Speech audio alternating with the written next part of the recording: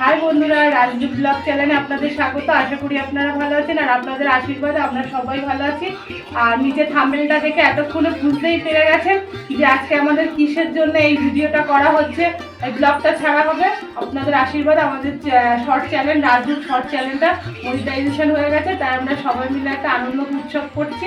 আর হচ্ছে আমি সকাল সকাল মানে পুজো দিয়ে রেডি হয়ে গেছি, পুজো দেওয়া আমার হয়ে গেছে। এখন আমি পুজোর প্রসাদগুলো সব তুলে ফেলাবো। পুজোর প্রসাদগুলো তুলে আমি সবাইকে দিয়ে দেবো। আজকে সারাদিন আমরা খুব ব্যস্ত রয়েছি।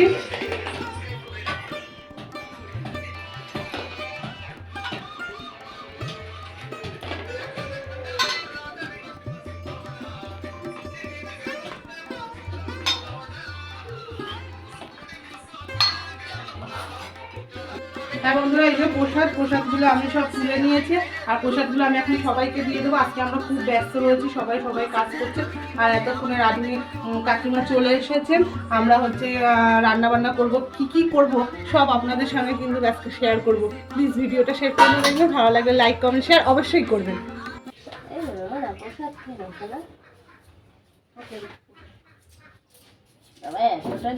হ্যাঁ হ্যাঁ, নাও না ঠাকুরের প্রসাদ। এই যে কমিনে ধর।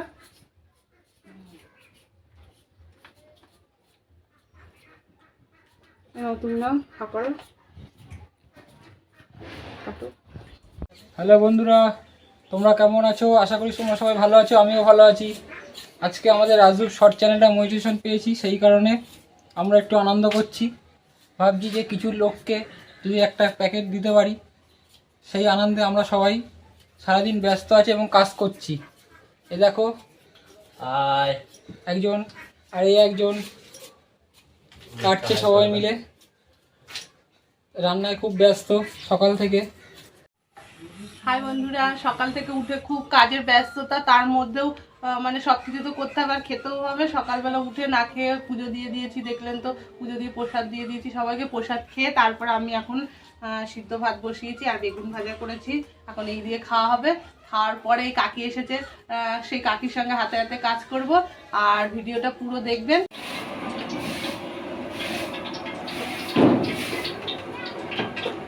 হাই বন্ধুরা, এই যে আমরা কড়াইশুটির পুর ভর্তি করছি, সব ওই কাকি ভাজা চালু করবে এক্ষুনি।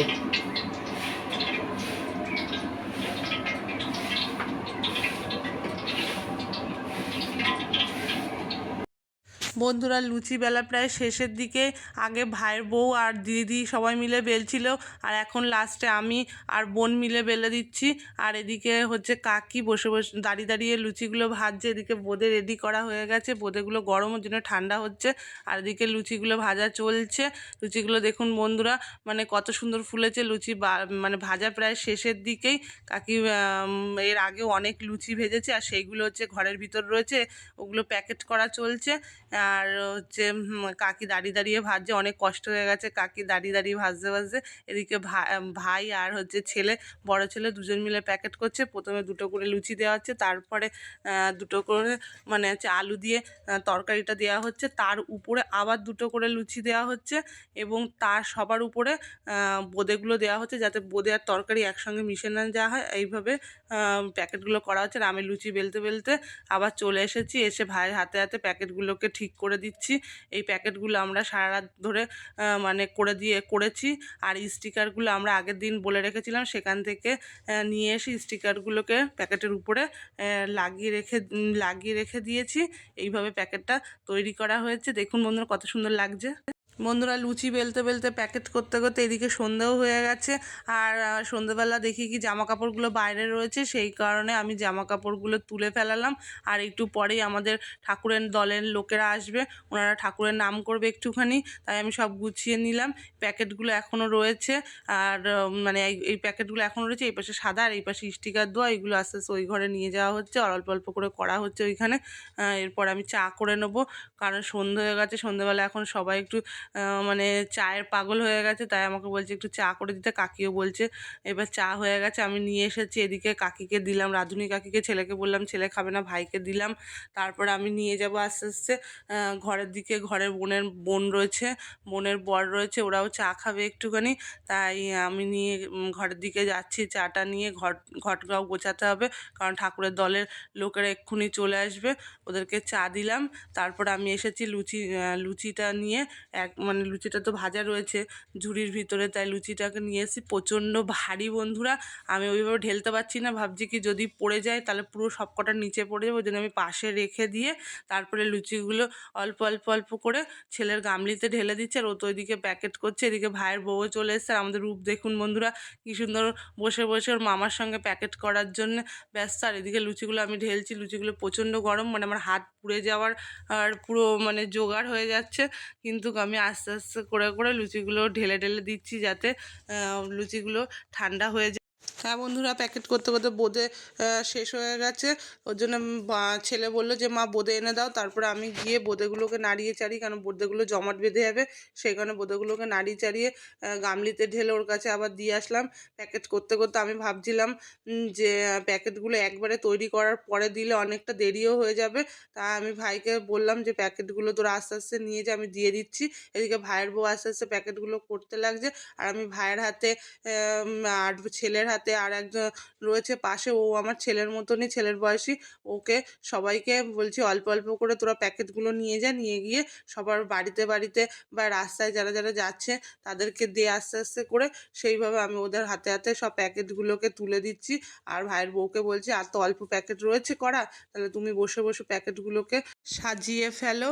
আর আমি ওদের হাতে হাতে সব প্যাকেটগুলো তুলে দিয়েছি। আর ভাইকে বলে দিলাম যে তুই রাস্তার দিকে যা, গিয়ে দেখ যারা যারা রাস্তা দিয়ে যাচ্ছে তাদেরকে দে। আর এদিকে ও আরেকজনকে, ওকেও বলে দিলাম যে তুই রাস্তা দিয়ে যা, গিয়ে আশেপাশের বাড়িগুলোতেও দিয়ে দে, ওরা সবাই বেরিয়ে গেছে দেওয়ার জন্যে। আর এদিকে রাস্তা আমাদের প্রচণ্ড কাদা, কারণ গ্রামে যে কলের পাইপগুলো বসানো হয়েছে আমাদের রাস্তাতেও বসানো হয়েছে, আর তার আগের দিনকে প্রচণ্ড বৃষ্টি হয়ে গেছে, সেই কারণে প্রচণ্ড কাদা। ওর জন্য ওদেরকে বললাম যে তোরা আস্তে আস্তে করে যা, কেউ পড়িস না, প্রচণ্ডই কাদা আর প্রচণ্ড স্লিপ হয়েছে রাস্তা। তারপরে আমরাও বেরিয়ে গেছি, কারণ ওরা একা একা তো বারবার যাবে বারবার আসবে, অসুবিধা হবে, সেই কারণে আমরা বললাম চ তাহলে সবাই মিলেই যাই।